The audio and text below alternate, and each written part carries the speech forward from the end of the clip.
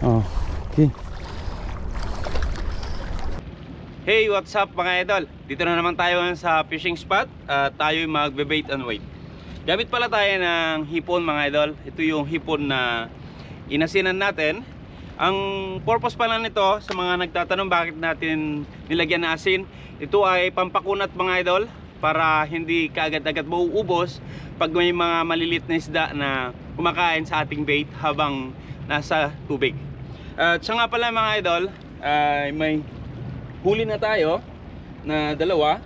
Ito mga idol, nakahuli na tayo ng dalawang bream gamit itong ating double drop na bottom rig setup. Ito yung swivel, tapos peanut, at naglagay tayo ng hook. Yan mga idol, dalawang nut yung nilagay natin. So hagis pa ulit tayo, baka sakaling baka dagdag pa tayo ng huli. Yan mga idol.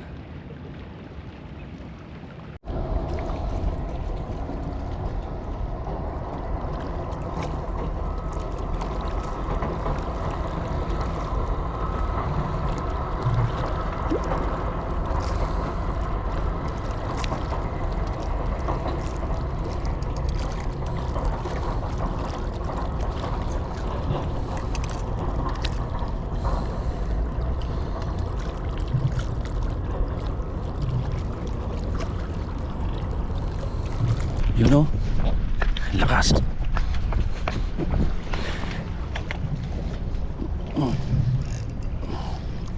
Ayan mga idol. Hinahadlog bibigyan. Sinabit yung una nating rig hindi natin nakuha. Ito naman yan. Tingnan natin kung ano to.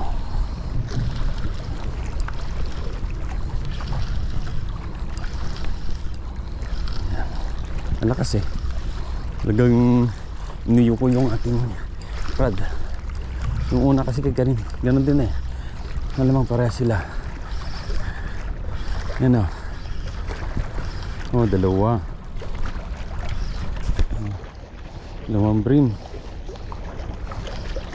Okay, mga idol, dalawa kaya pala malakas. Ayos. Yan.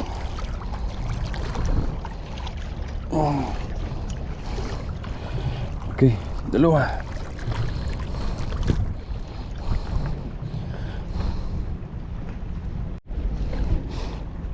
So ayan, tanggalin natin. Lagyan na natin sa ating mahiwagang cooler itong ating mga nahuli. Ano mga idol,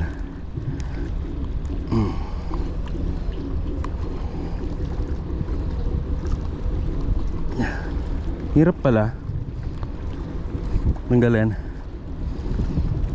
Yun, maliit nga yung lagayan natin mga idol.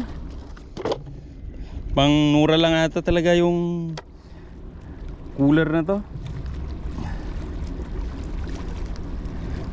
Ayan. 2 points.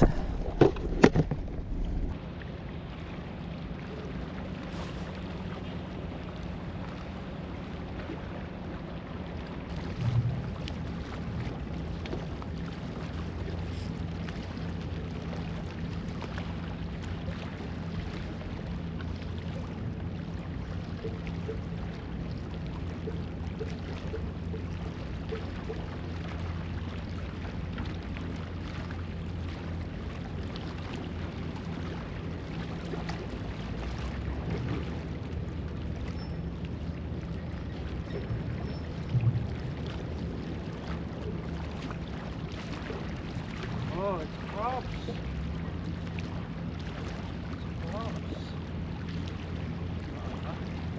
Big crops.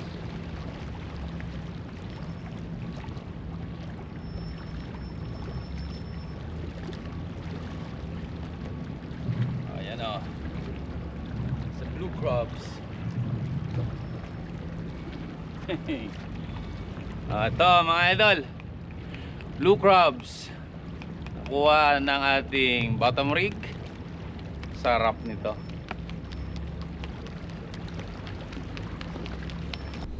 Sabi yung, you know, sumabit yung hook.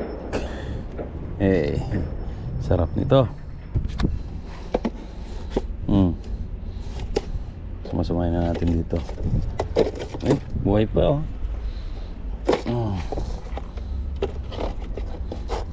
Laki, oh.